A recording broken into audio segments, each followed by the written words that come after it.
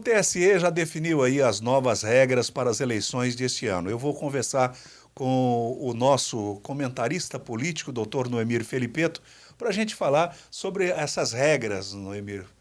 Começando primeiro sobre as federações partidárias e as coligações. O que é que tem uma coisa a ver com a outra?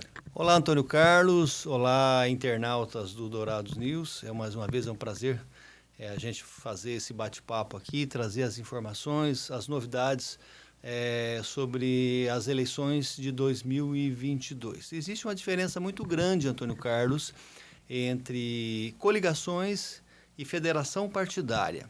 As coligações, elas foram abolidas, extintas no prisma dos candidatos a deputados, candidatos a vereador, ou seja, elas não existem mais. As coligações proporcionais, como a gente dizia, para os cargos legislativos.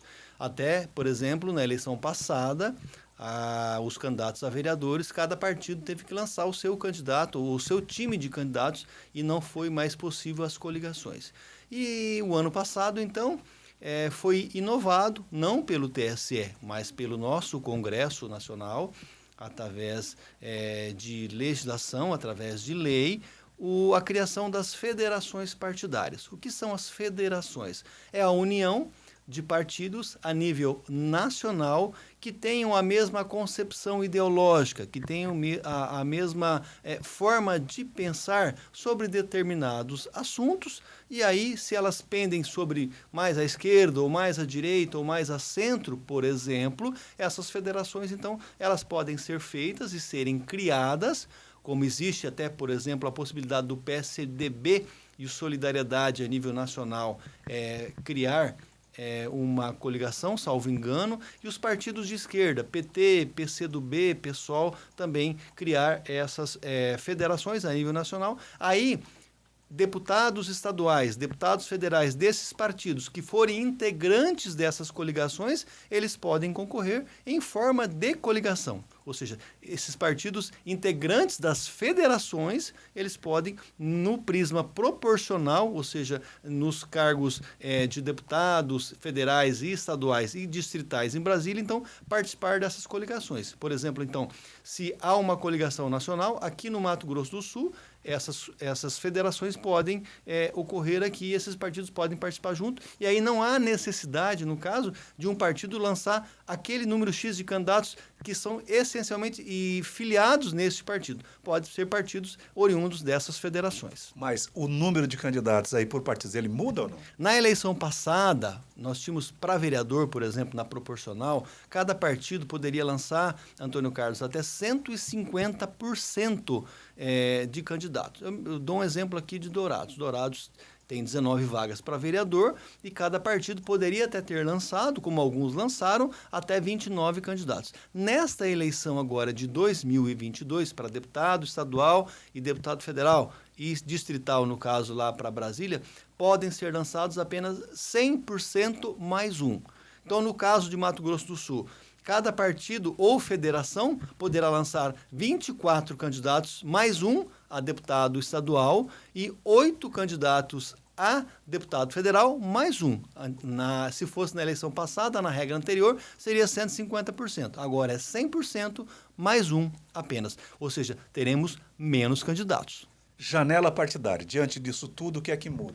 Esse é um assunto muito discutido, porque essa janela partidária, ela só surgiu também depois daquele desdobramento que deu-se da fidelidade partidária, onde os candidatos e aqueles detentores, candidatos não, aqueles detentores de mandatos, eles não poderiam trocar de partido. Era costumaz, há 10 anos atrás, 15 anos atrás, você se eleger por um partido e antes de tomar posse, você já automaticamente trocava de partido. Isso não acontece mais porque foi instituída, então, a fidelidade partidária. E agora houve essa inovação aqui, há algumas eleições atrás, onde abriu-se uma janela partidária. O que é uma janela partidária? Deputados estaduais, deputados federais que queiram trocar de partidos e que estejam exercendo o mandato um mês antes dos 6 meses que antecedem a eleição, ou seja, de 3 de março a 1º de abril deste ano,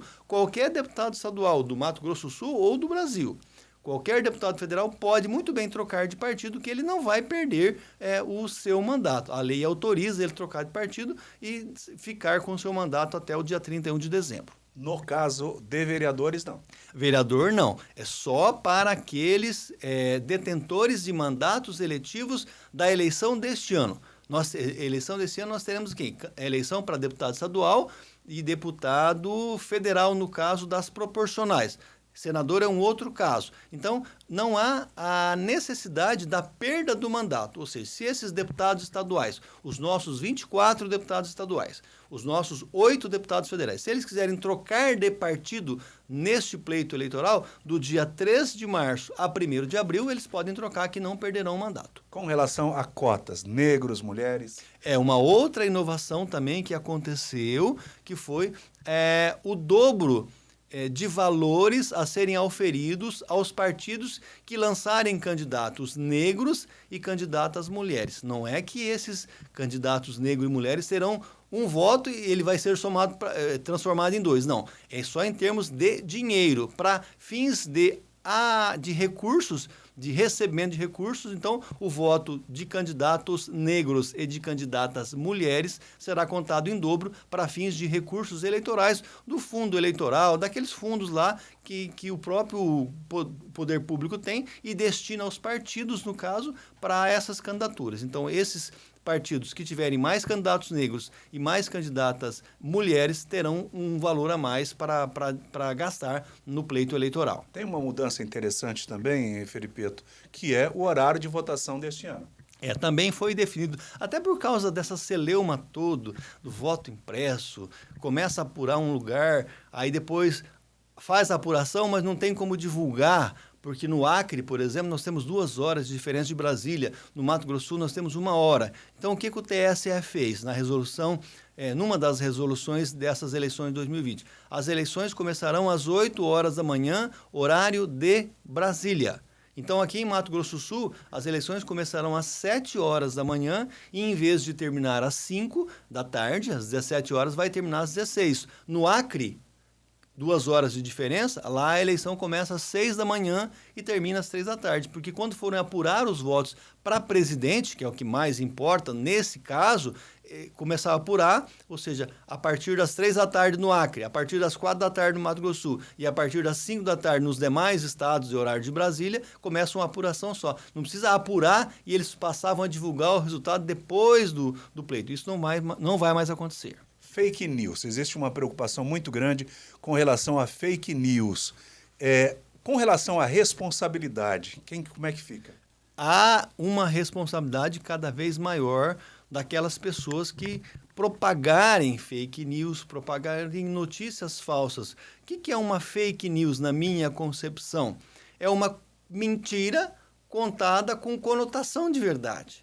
Basicamente isso aqui. E acaba atrapalhando as pessoas, acaba atrapalhando as autoridades. E o TSE vai coibir isso muito, a Justiça Eleitoral vai coibir, e inclusive tem até legislação vigente com relação a isso aí, a essas propagação de notícias falsas, a essas denúncias falsas, por exemplo, que se fazem da eleição, porque tudo, quando você chega próximo da eleição, tudo vira denúncia, tudo vira boletim de ocorrência, tudo vira ação judicial eleitoral e assim por diante. Então, quem fizer denúncia falsa e essas denúncias forem comprovadamente lá na frente, comprovadas de que elas são falsas, essas pessoas vão ser penalizadas fortemente, principalmente com condenações criminais.